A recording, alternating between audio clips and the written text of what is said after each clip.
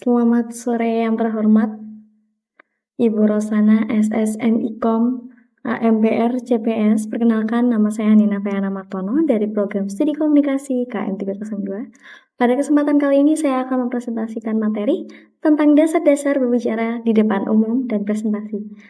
Komunikasi publik dan kemampuan presentasi adalah keterampilan yang sangat penting dalam dunia akademik maupun profesional. Mari kita pelajari bersama bagaimana menyampaikan pesan dengan efektif di depan audiens. Sebelum kita memulai presentasi, ada beberapa aspek penting yang perlu diperhatikan dan dipertimbangkan dengan matang. Mari dibahas satu persatu. Aspek pertama yang sangat krusial adalah manajemen waktu. Dalam presentasi, kita harus bisa mengatur waktu dengan tepat. Jangan terlalu panjang atau terlalu singkat. Penting untuk memberikan ruang bagi sesi tanya jawab di akhir presentasi. Durasi ideal biasanya disesuaikan dengan kebutuhan. Namun, dapat dipastikan setiap bagian memiliki porsi dan waktu yang proporsional. Aspek kedua adalah alat bantu visual.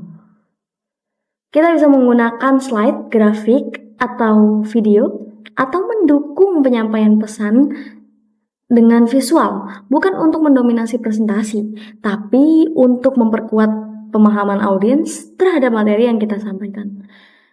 Desain visual yang baik akan membuat presentasi lebih menarik dan mudah dipahami. Aspek ketiga adalah mengatasi kecemasan. Wajar jika kita merasa gugup saat melakukan presentasi. Namun, kunci utamanya adalah persiapan yang matang. Dapat diterapkan teknik penapasan dan latihan sebelumnya untuk mengurangi rasa gugup. Semakin sering kita berlatih, semakin percaya diri kita menjadi. Lalu yang selanjutnya adalah kesadaran audiens. Selanjutnya kita perlu memahami bagaimana audiens kita dengan baik. Pertama, segmentasi audiens. Kita harus memahami latar belakang, pengetahuan, dan kebutuhan audiens agar materi yang dapat disampaikan secara relevan. Apakah audiens kita mahasiswa, profesional, atau masyarakat umum?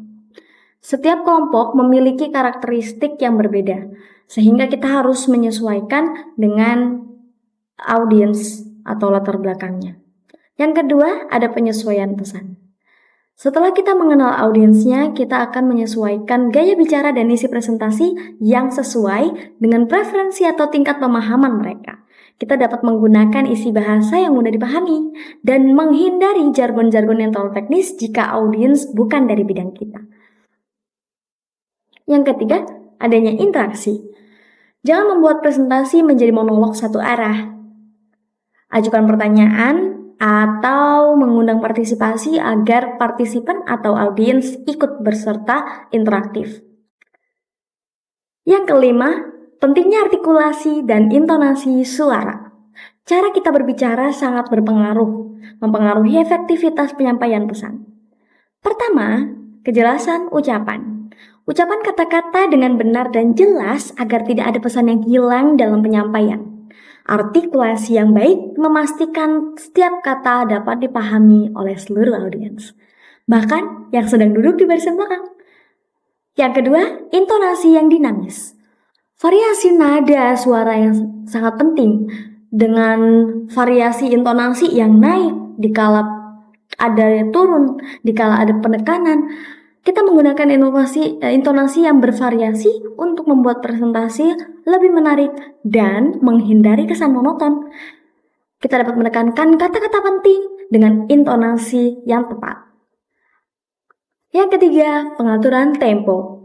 Kita dapat menyesuaikan kecepatan berbicara agar audiens dapat mengikuti dan mencerna informasi dengan nyaman.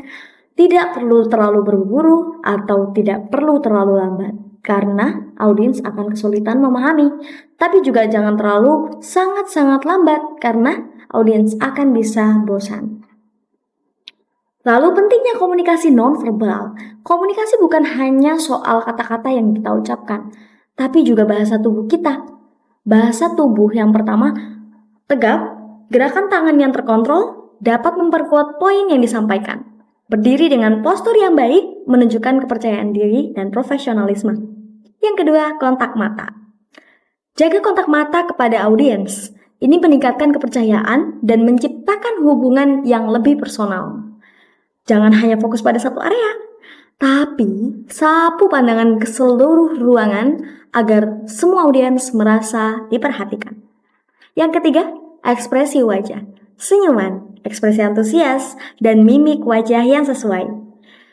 Dan hal ini juga ternyata membantu dalam menyiapkan atau menyampaikan emosi dan pesan yang lebih efektif. Bahkan saat kita menggunakan smiling voice, suara kita terdengar lebih ramah dan juga tentunya tidak grogi. Yang selanjutnya ada komunikasi verbal. Sekarang kita masuk ke aspek verbal dalam presentasi. Pertama, kejelasan. Penyampaian pesan dengan bahasa yang sederhana, terstruktur, dan mudah dipahami oleh seluruh audiens itu sangat penting. Kita bisa menghindari kalimat yang bertele-tele atau terlalu kompleks. Yang kedua, penekanan. Kita dapat menggunakan intonasi atau jeda untuk menekankan poin penting dalam presentasi. Kita dapat memberi jeda sejenak setelah menyampaikan informasi penting agar audiens dapat memproses atau memiliki waktu untuk mencerna informasi yang sudah didapat. Yang ketiga, pilihan diksi atau pilihan kata. Pilih kata-kata yang sesuai dengan audiens, konteks, dan tujuan presentasi untuk membangun kesan yang baik dan menggunakan kata-kata yang positif, profesional, dan mudah diingat. Demikian pentingnya dasar-dasar berbicara di depan umum dan juga aspek-aspek sebelum berbicara di depan umum.